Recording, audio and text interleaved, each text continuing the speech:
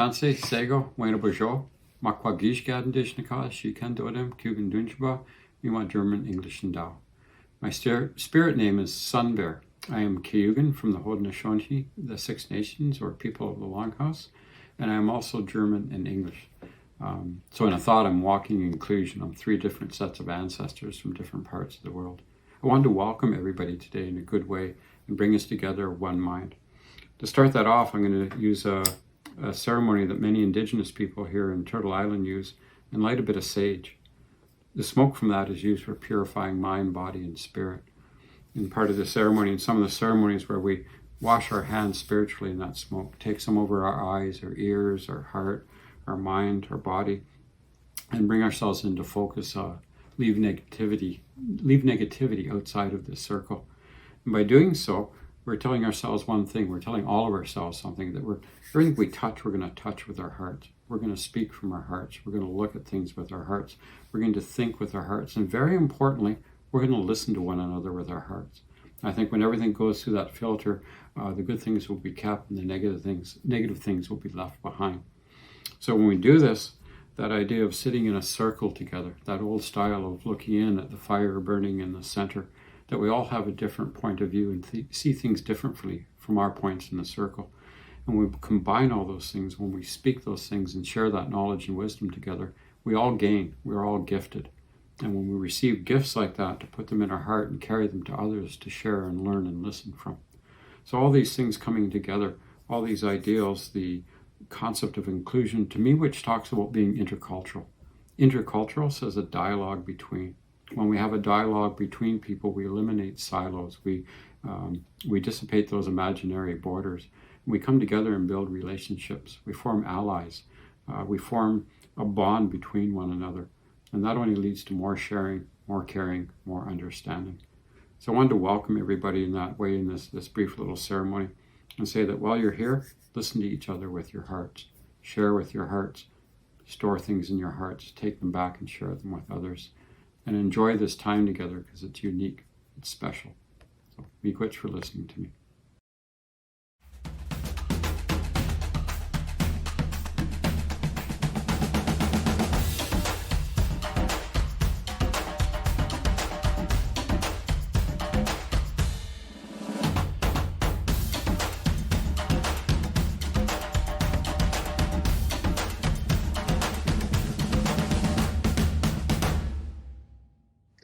Hello, everybody. I'm Genaro Lozano. I'm in Mexico City, and I'm really happy to be back at 6 Degrees. Last year, we had a terrific conversation for the first time in Latin America of 6 Degrees in my city.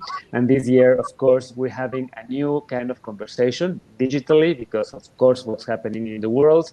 And I'm really happy to be part of this global family of 6 Degrees. Today, we'll be talking with a group of very interesting people, activists, people who have produced and worked for change in their own communities and countries. And I'm really happy to be joined by Roberta Jamieson. She's from Six Nations of the Grand River Territory, Canada. She's president and CEO of Inspire, Canada's largest indigenous charity, the First Nation woman in Canada to earn a law degree, the first woman ombudsman or ombudswoman of Ontario, and the first woman elected chief of the Six Nations of the Grand River Territory. Hello, how are you?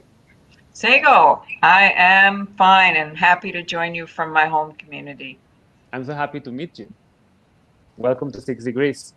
Thank you. I'm joined by Rob Johnson as well. He's in the United States. He's president of the Institute for New Economic Thinking. He recently served on the United Nations Commission of Experts on International Monetary Reform, and previously was a managing director at Soros Fund Management and Bankers Trust Company. How are you, Rob? Doing well, thank you. Welcome back to 6 Degrees.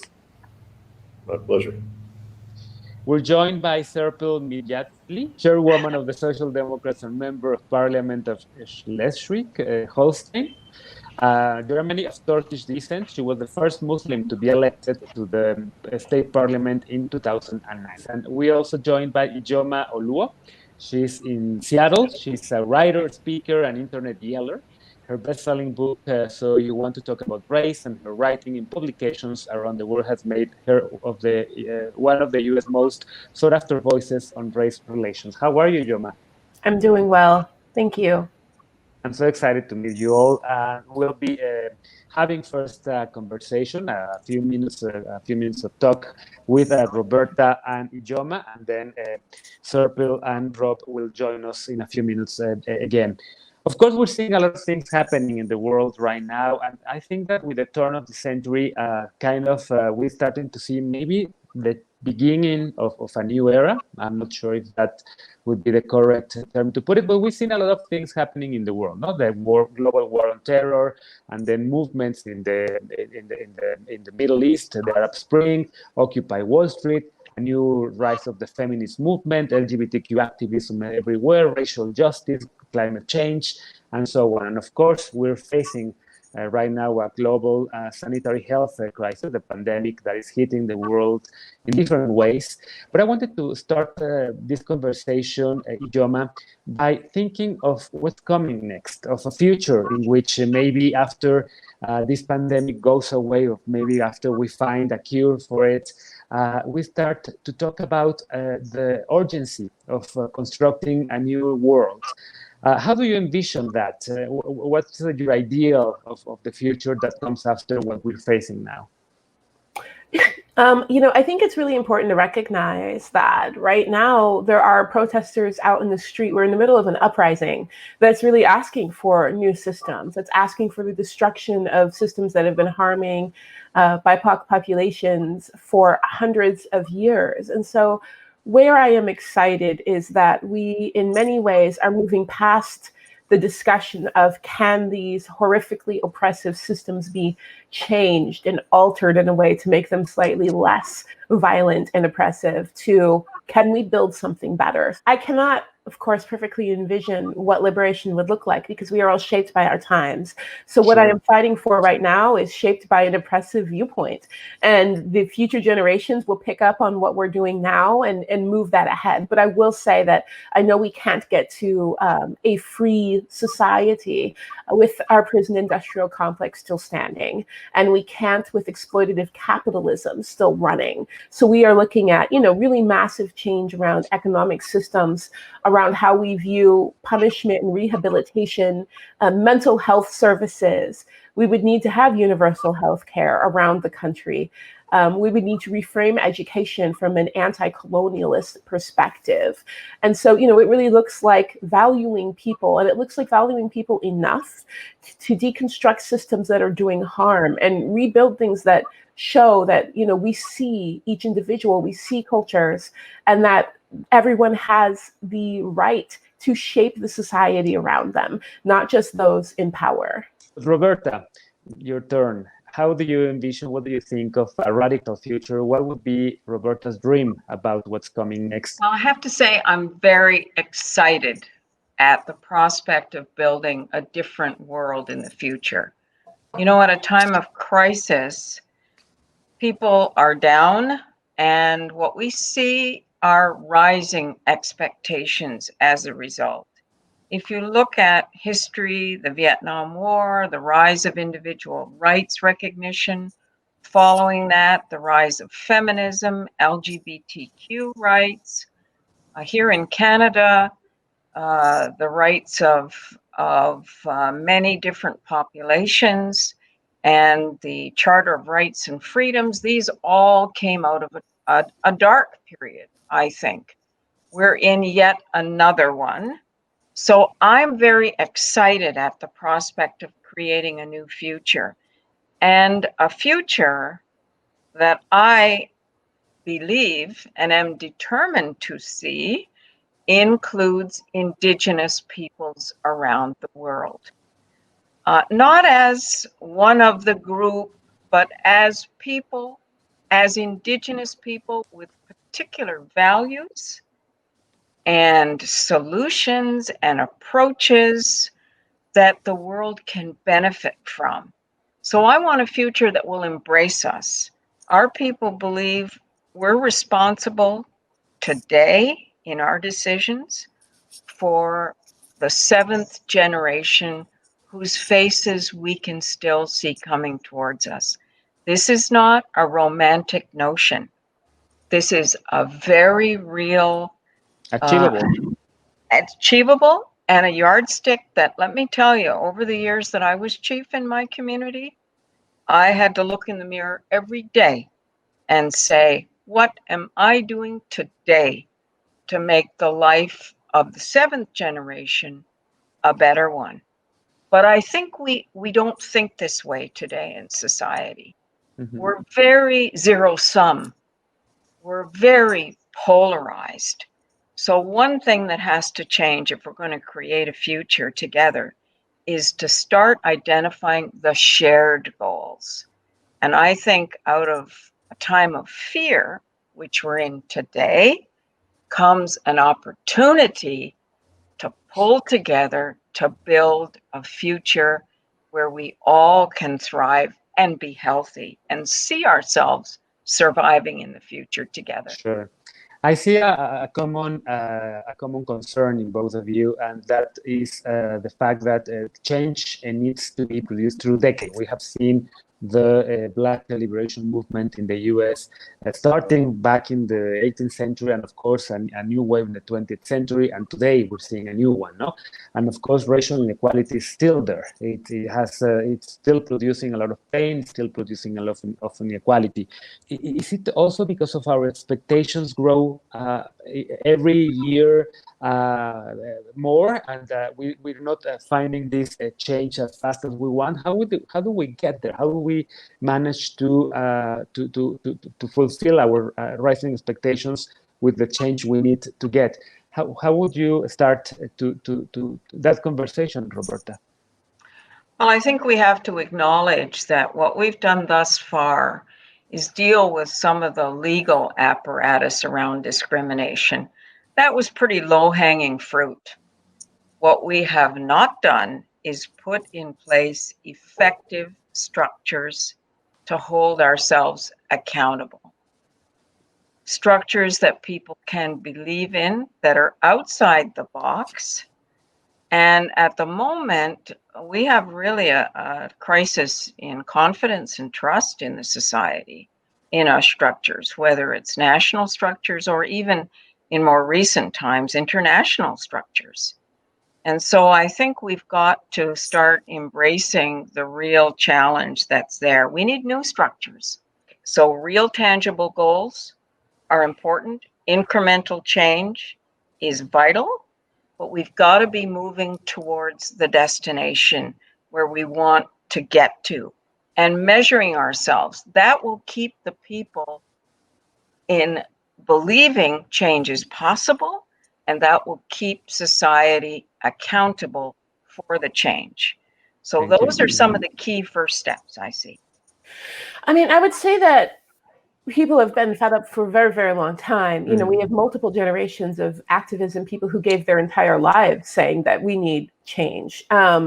What I would love to see if we're looking at, creating real change that's going to drastically impact the lives of people in this world is we're going to need to see where our systems are tied to white male supremacy and really divorce our systems from that and replace it with something more collective. The truth is right now that people still get their sense of security, they get their money, their political power from these exploitative systems. And as long as that is where people get what they need or feel they get what they need, they're going to feel threatened by any efforts to uproot that. So even when we're looking at issues like policing, right, we're looking at a huge financial system with the prison industrial complex, but we're also looking at our collective idea of safety that is filled with a lot of racist, patriarchal ideas.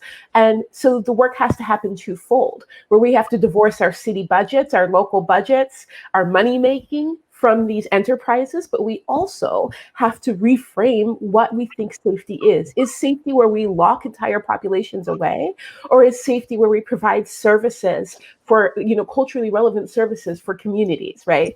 And so it's a twofold process that needs to happen, but we can't do one without the other. And I find often we like to live in the hearts and minds section where we just spend time saying, recognize that we're people, recognize that everything could be great, without addressing the fact that you may love someone, but your money how you pay your bills and feed your family depends on the continued exploitation of that person. And until we can do both, where we recognize it and then divorce it and replace it with something else that is more holistic, that is more collaborative, we're going to be stuck with these harmful systems. Let's bring the conversation in, Rob and Serpil. We'll be back with you both in a little bit. Let's hear the other people who are joining us in this conversation for 6 Degrees. Now I'd like to hear from you both on your vision of a radical future after all this happens, after all what we're facing in the world right now ends. How do we get there? And what's your idea? What's your dream of a radical future? And I'll start with you, Serpil.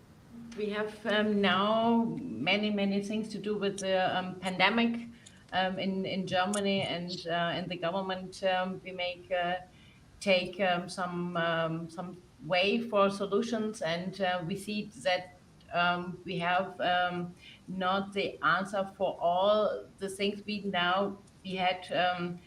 For example, our system doesn't work in this difficult times, where hospitals in Germany that no longer had to necessary cancer drugs, for example. The same is happening in Mexico. Mexico too, okay. Yeah, for kids with cancer also. Yeah, and went to a hospital and found out, and they said we have a problem because the container ships from out there, they don't come to Europe. And so we must change our systems because the market can't solve every problem. But Rob, Serpil is saying that the market cannot solve all of these problems. And as in the previous conversation, we were also having kind of a discussion about what needs to change. And one of the things in which both Roberta and Ijoma agreed was on the need for changing the capitalist system. What's your perspective? What's your dream of a radical future? Well, I would start with the pillar of Dr. Martin Luther King. In his later years, Vincent Harding wrote a wonderful book called The Inconvenient Hero, where King, in his last 3 years of his life, emphasized militarism, materialism, and racism as the three demons.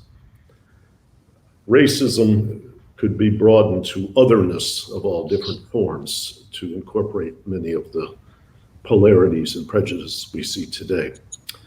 But the other dimension of this, which Dr. King did a lot of work on, like his 1967 speech on the universal basic income, was very, very prescient. And what Dr. King and others emphasized is that a market is just a tool. It's not a deity. It's not a God. It's not an arbiter of right and wrong. And that the psychology of otherness is now in a place where we all live in a haunted house. But otherness is in contrast to humanity. When you get to accepting otherness, you live in a haunted house because your subconscious begins to recognize that they could change the definition of otherness and you might be the other. And while that doesn't, there are elites and there are in kind of tribal formation that perhaps are somewhat insulated from that, anyone who is sensitive can see that the degradation of humanity could be turned on them. I'm saying this at a level of unconscious, not conscious deliberation. So the moral legitimacy of the society we have, the substitution of markets for values, the pretending that these icy things that create preferences and demand functions in economics translate into something that the arbiter called the market solves our problems are nonsense. Serpil mentioned, and you reinforced the notion of what they call externalities, spillovers, cancer, people living in and around Long Beach Harbor in California suffering because of the diesel exhaust from the shipping companies. There's so many dimensions and so much what you might call pervasiveness of what we would call market failures. That the notion, the backbone of this ideology is like a special case that doesn't and never exists and is not in proportion with the vision and the goals that we need. And I'll finish by setting up with a wonderful philosopher, Wittgenstein's student, Stephen Toulmin, wrote a book called Cosmopolis. And he looked at the 30 Years' War and the beginning of the Cartesian Enlightenment and how it was transferred in its methods. These fault lines were recognized. But the challenge was when you would hit a crisis and everyone becomes afraid, they would often lurch back to the familiar rather than forward to a new vision. Sure. Many people say the 1960s, with the civil rights movement and many lifestyle changes and the anti-war movement, was a threat, and the Reagan era, we'll call it Reagan-Thatcher era, was a counter-revolution. It was a lurch backward. Well, I think we're now at a terrifying place.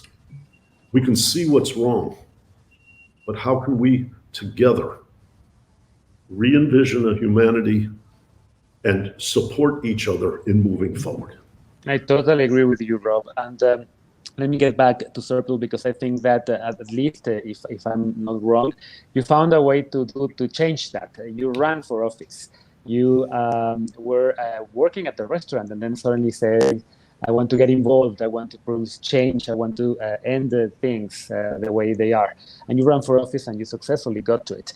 But one thing that Rob mentioned was otherness. And I love the fact that you brought that up, because otherness is one of fear of otherness, the fear of immigration, the fear of people from the xenophobia. How do we address that fear of migrants that will to build walls instead of bridges, that problem that we are facing in Europe, but also in North America, but also in Southeast Asia and many other parts of the world?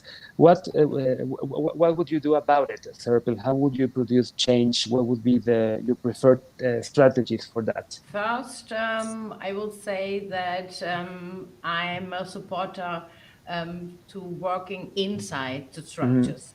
I know that we have, for example, migration self-organization. That's very, very important. But if you want to change the system, you must be a part of it. And if you be a part of it, you can make a change. I know it is not easy, and it's a hard way to grow up in the system, but it's easier because you can use the structures. Not all the structures are bad in the system, and you can be a part of the system, and you can use the structures to change them. And most of the important thing, I think, it's in Germany, for example, many, many years, like 40 years, the German community talk not with us, they talk about us. And if you be in the system and you have a place at the table, they must talk with us, and they must talk and look at my eyes and say, that way you go, it's not good. It's easier to talk with the people if they are out of the box, but it's not so easy to look at my eyes and say, Serpil, you can't do that. Sure.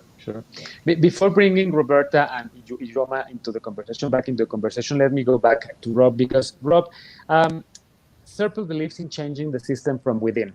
And you have been part of that as well. You have worked at the US Senate, you have worked at banking institutions, but the system is really resilient and is really conservative in a way that it doesn't want to change. I grew up as a skeptic because I grew up in Detroit, Michigan, which was a cauldron. Labor management fights. One of my Little League baseball coaches was blown up in an airplane with Walter Reuther. I lived through the '67 riots. Dr. King spoke at the place I was going to high school 4 years later, 21 days before that, on March 15th. My parents talked as he was killed about evacuating our house. So I didn't grow up in what economists might call an equilibrium. That was like assuming a happy ending. And in the context of my life, I was able to, how do they say, work with elite institutions. But I had inside myself not to want them, not to agree, but to use my presence in ways that are often refuted and frustrated. I wouldn't call them resilient, I'd call them resistant. Yeah. They're often very brittle, but they're very resistant up until the time things break. But I did work with people like Charles Kindleberger, Manias, Panics, and Crashes. He was not deifying financial markets.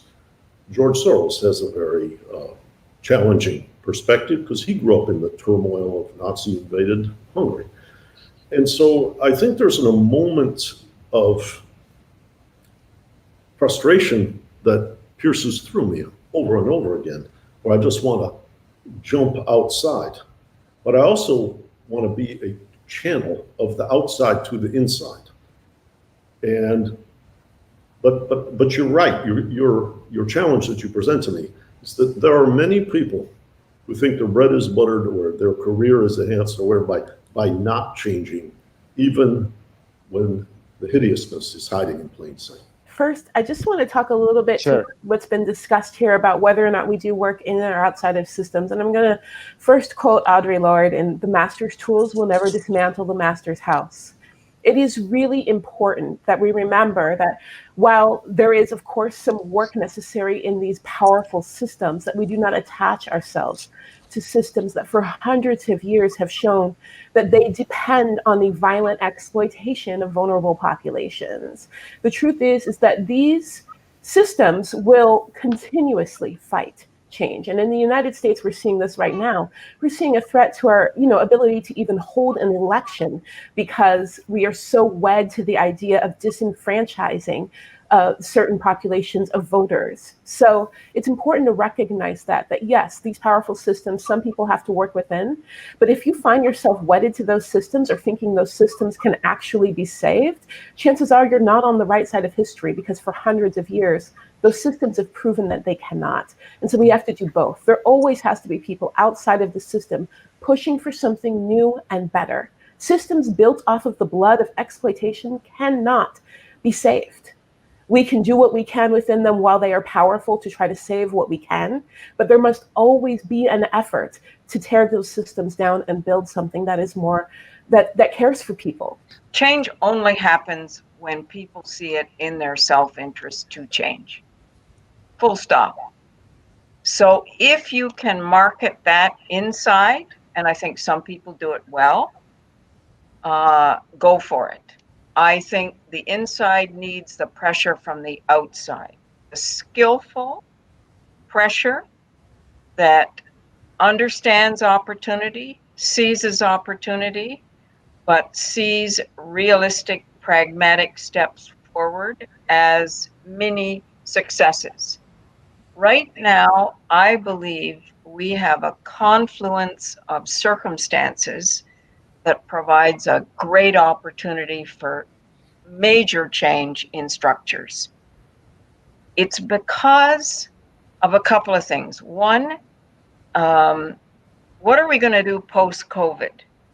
Everyone is concerned with that. COVID, the pandemic, has been the greatest leveler of all time, because whether you are wealthy and on Wall Street or poor and in the communities that I know so well in the isolated North, your concern is for the same thing: survival, well-being, a future for your children, the ability to breathe. And so we need to capitalize on that right now. At the same time, young people all across the globe are questioning generations older than them on the basis of climate change. What has generations done to prepare a future?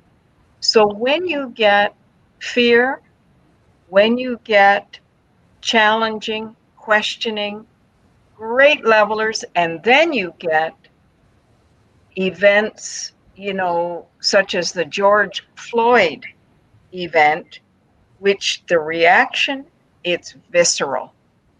It has shaken people to their foundations. It's also really important when we talk about George Floyd that we recognize that was a man who was murdered. It wasn't an event, it was the murder of a Black man by our state. So I just want to make sure when we say it that we're being very clear, because absolutely, it was a murder. On around that.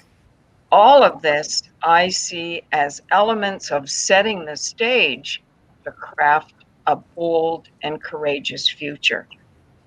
So I'm a pragmatist. I've seen all my life, I've seen myself as a channel between the inside and the outside.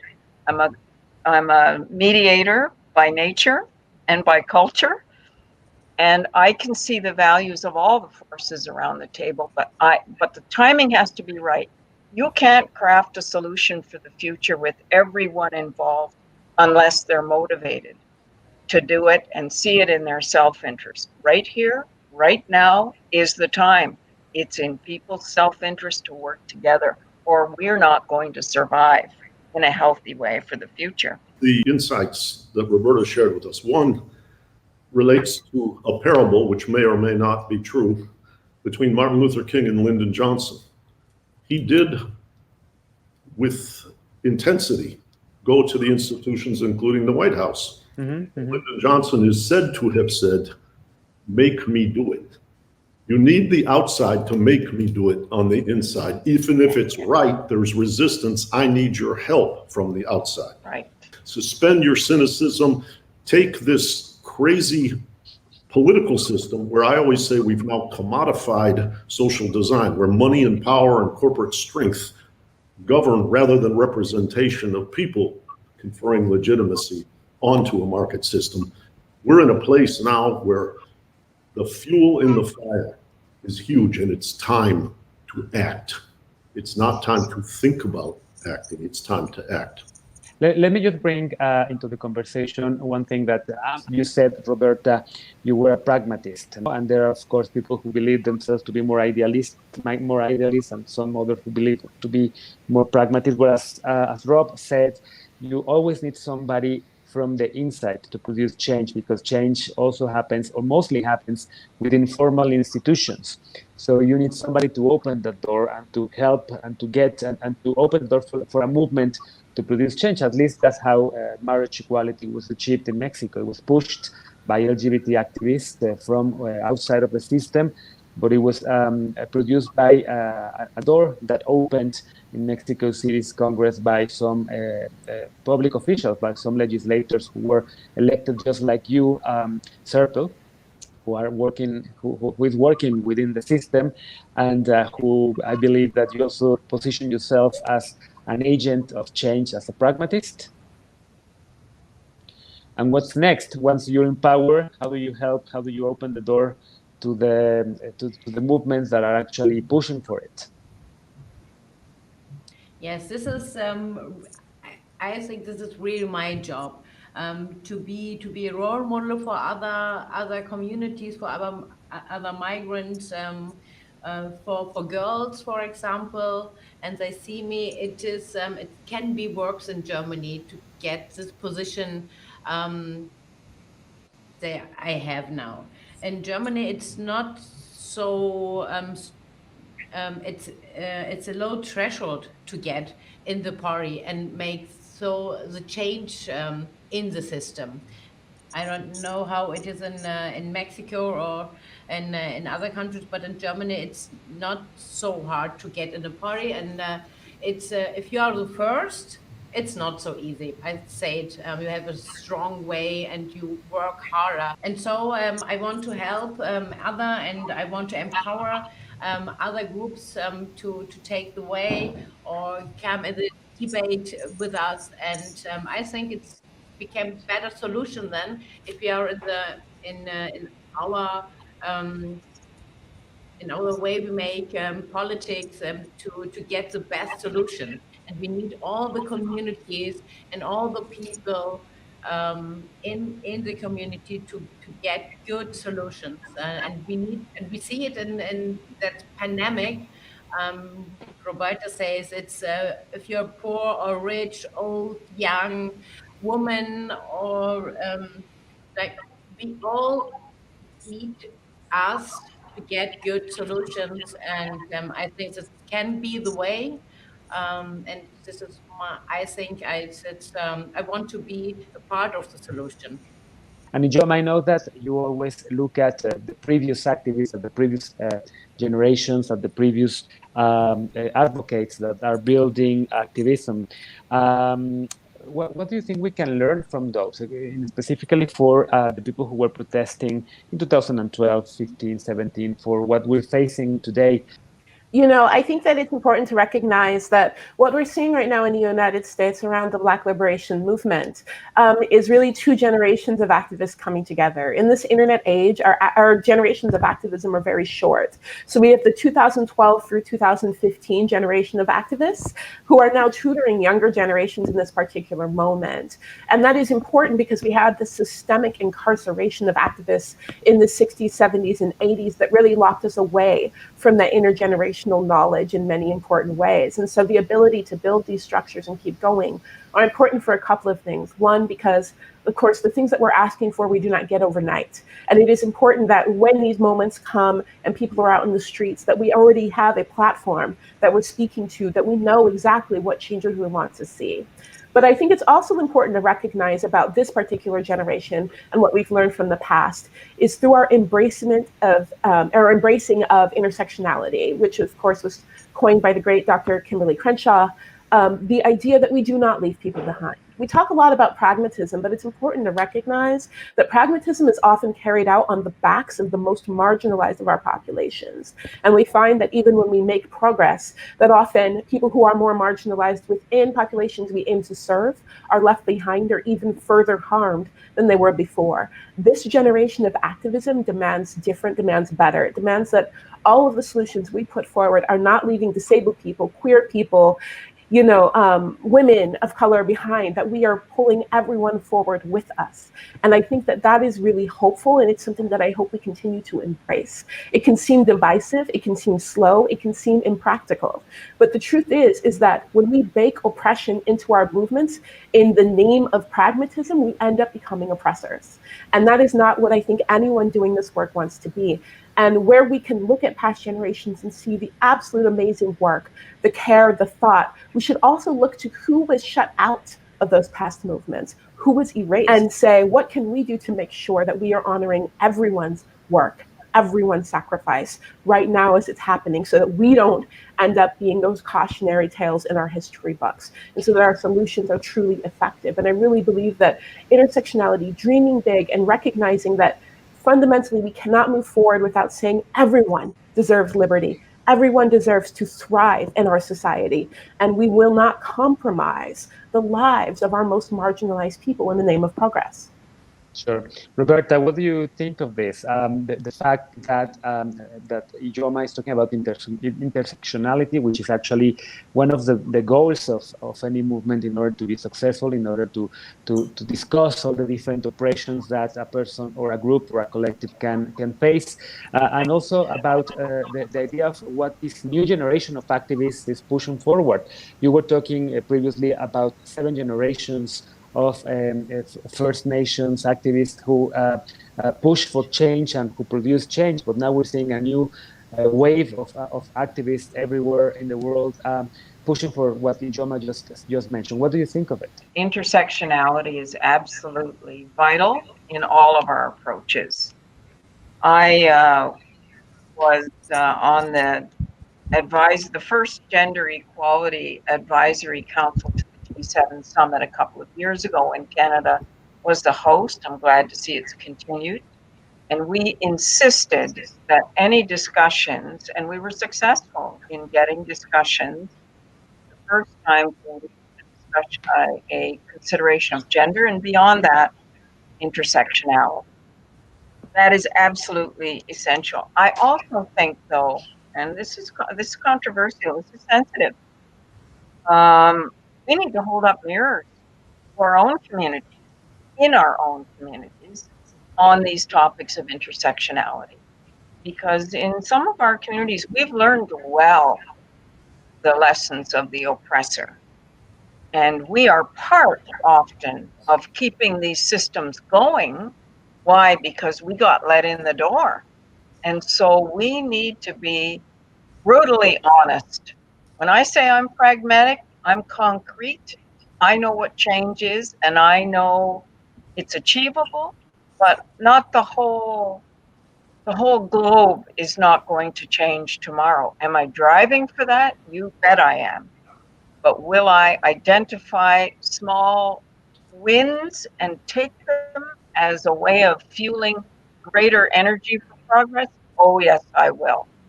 Because that is the way you keep people. My experience tells me the way you keep people focused on the end goal is for them to know that we're making progress towards it. Right now, I think we're well positioned to make leaps towards it. And if we're not careful, though, this is the pragmatic part of it. We'll fall off the table because fear produces an opportunity for catapulting forward and also withdrawing to what's comfortable, as was said earlier.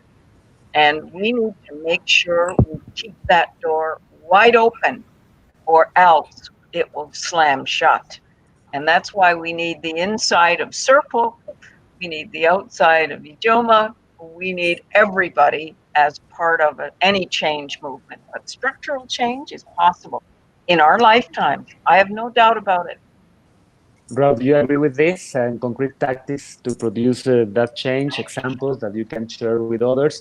And also, what have you learned from this conversation? I think that the frustration, the anger, the hostility towards this unjust system is justified. But I worry that hatred, and I Rachel Godsoe and my wife Alexis McGill Johnson, who founded a mind science of racial healing business called perception.org, that hate promotes hate. And I don't necessarily believe that elites are going to change, but we have to act as though they could. Franklin Roosevelt was considered a silver spoon in the mouth, entitled, not very imaginative man. A lot of people would say similar things about Joe Biden. But Franklin Roosevelt did assemble people like Rexford Tugwell, like Jesse Jones, who produced institutional transformation once they got their hands of power, and Franklin Roosevelt rose to the occasion. I think that we are in a period where all kinds of secular religions have died.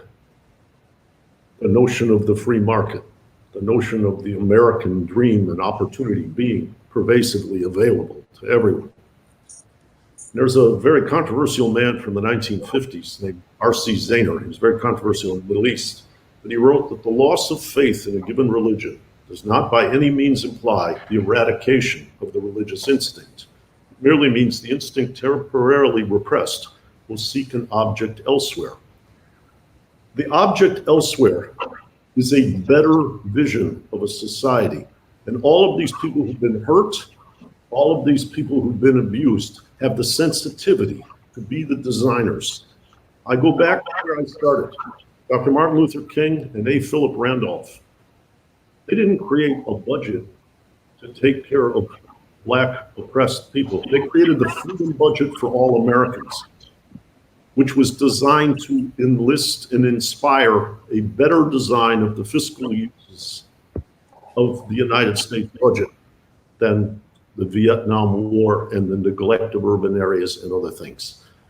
I think that Dr. King and Mahatma Gandhi both illustrate to us, in this time of great hostility, frustration, and dysfunction, the pathway forward for the leadership that creates that object of inspiration, that design for society. And I think that hatred gets in the way of that. Can we also, though, be careful that when we're talking about historical figures, we talk about really who they were as whole people? Because when we talk about Roosevelt, we have to talk about the extreme racism with which he practiced and the theft of native lands, the decimation of buffalo population that he is largely responsible for. And so a lot of times we celebrate these heroes because they have power and because they're white men. But like I said before, on the backs of many marginalized people, these things were carried out. And when we look at the devastation that the Roosevelt administration meant to Native people in this country, you know, it's hard for me to look at him and say, oh, he was a part of progress, because he was a part of progress for certain populations, for powerful populations, but certainly not for communities of color in this country.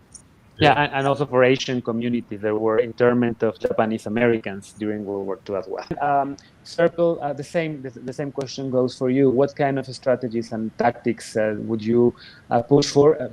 We know now that you're in Parliament, but let's imagine that you're not in Parliament. What strategies or tactics would you try to push in order to get change? And also, if you're optimistic about what's coming next in the world that comes after this pandemic and all these problems that we're facing now.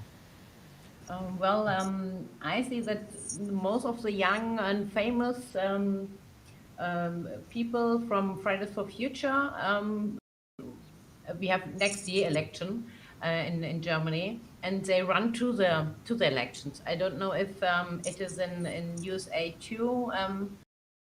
Perhaps Genaro can say it.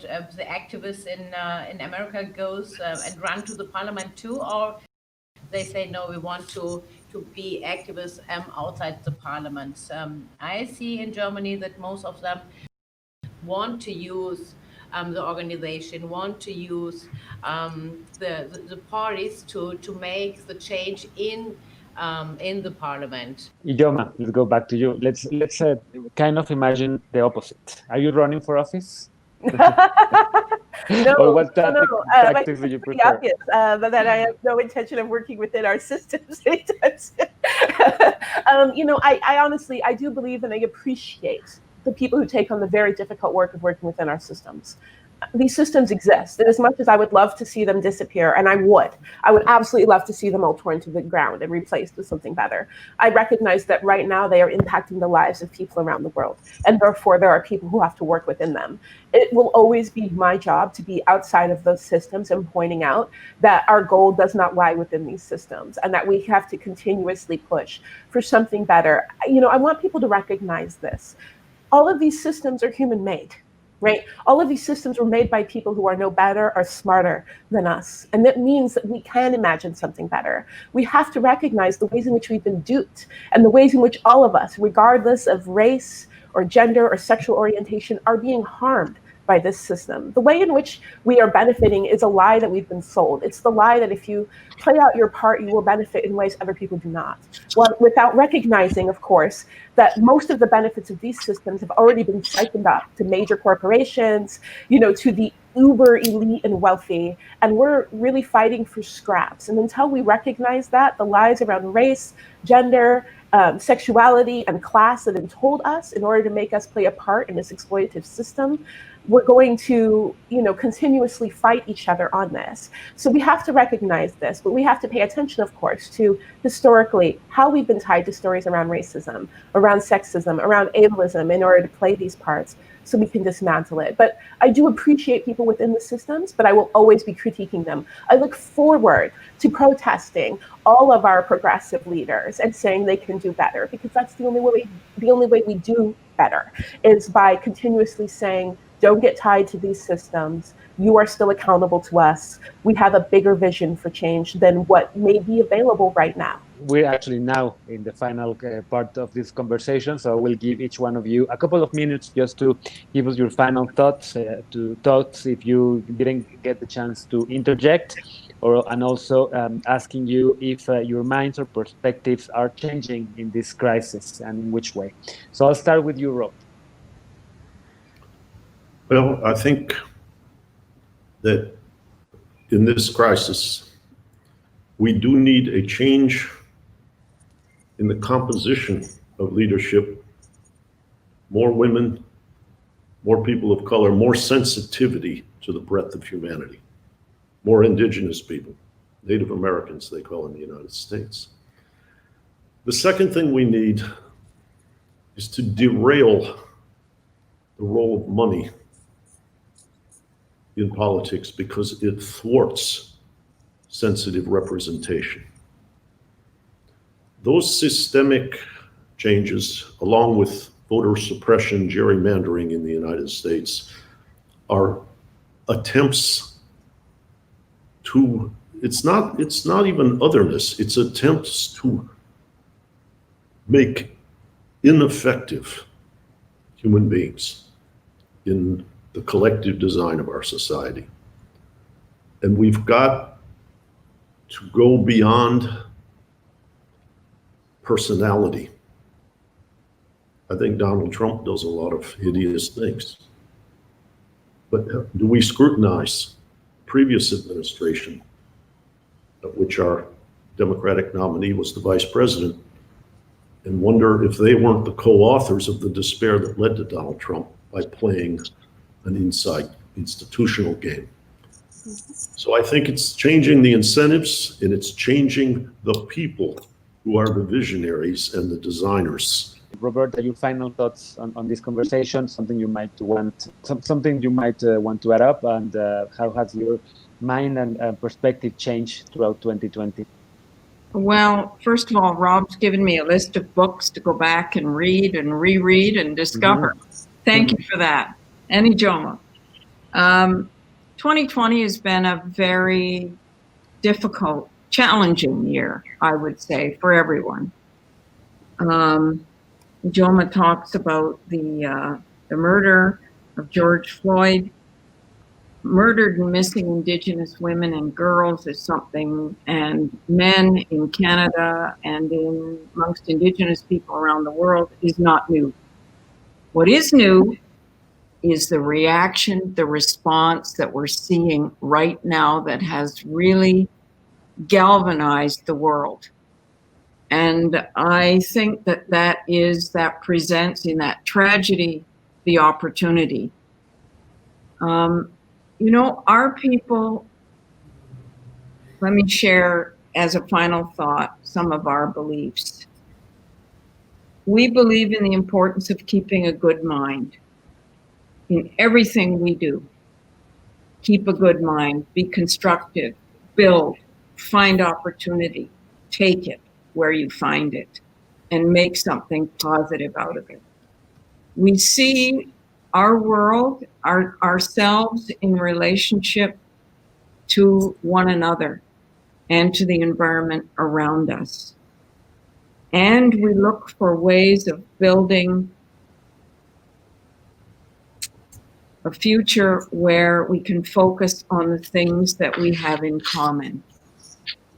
And I think these are the kinds of responsibilities to the collective, and I mean beyond my nation and beyond my people, but all people. We have a responsibility, not just to our family, our employer and so on, but to all humankind, and to find ways of building on that responsibility. I think we've lost the collective in a lot of our thinking around the world. We're very focused on individual rights. And while they're important, if we don't have a collective survival, we don't have an opportunity to express ourselves as individuals or to have those rights. So I think as I look forward to the post-COVID-19 time, I am hopeful, I am determined, I am looking for ways of reaching out to other people to create a new tomorrow, one with new structures that are devoted to building trust and holding all of us accountable for the future we're building for the seventh generation. Serpil, your final thoughts and anything you want to add up to the conversation, and how has your mind changed throughout 2020? Now the place in my party to can make decisions for all the people in Germany, because we are now in the coalition in Berlin. We have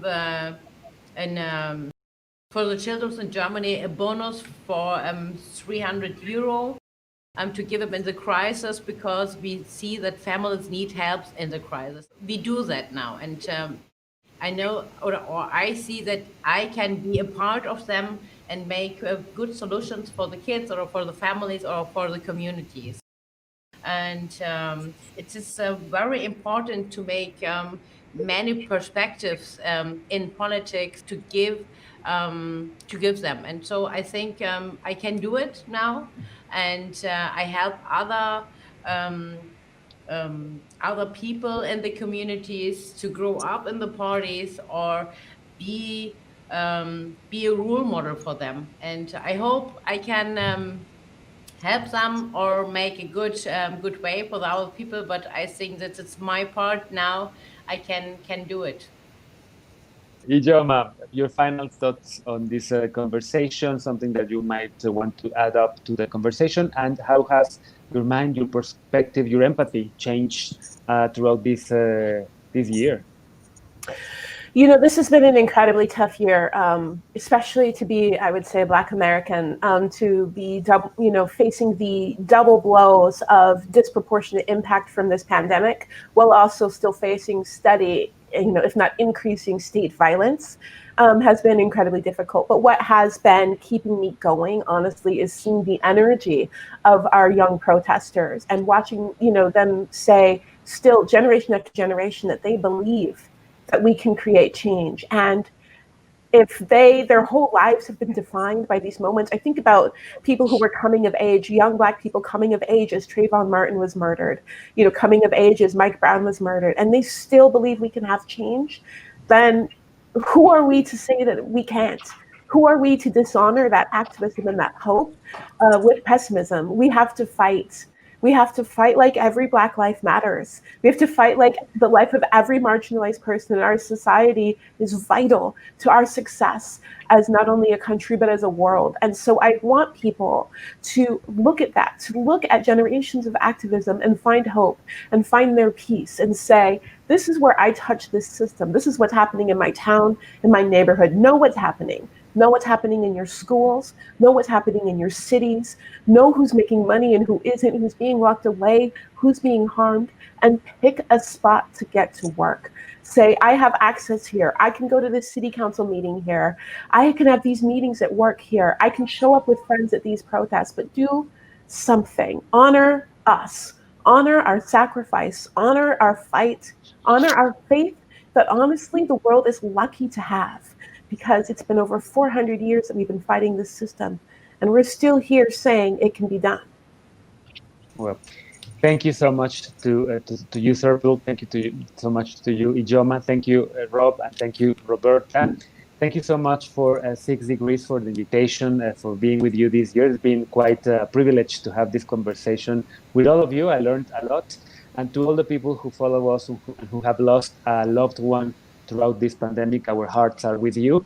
We will get through this. I'm pretty sure about it. We will get through this, and we will be and try to construct and to build a better place for all of us. We all deserve to be in a world in which racial inequality is gone, a world in which gender inequality is gone, a world in which the divisions between the rich and the poor are deconstructed, and we can have a more justice world, and a world in which there are no walls, but bridges that connect us all. Thank you very much for the invitation to 6 Degrees, and thank you all for following this conversation. Keep up with the rest of the program of that 6 Degrees has for all of us. Thank you.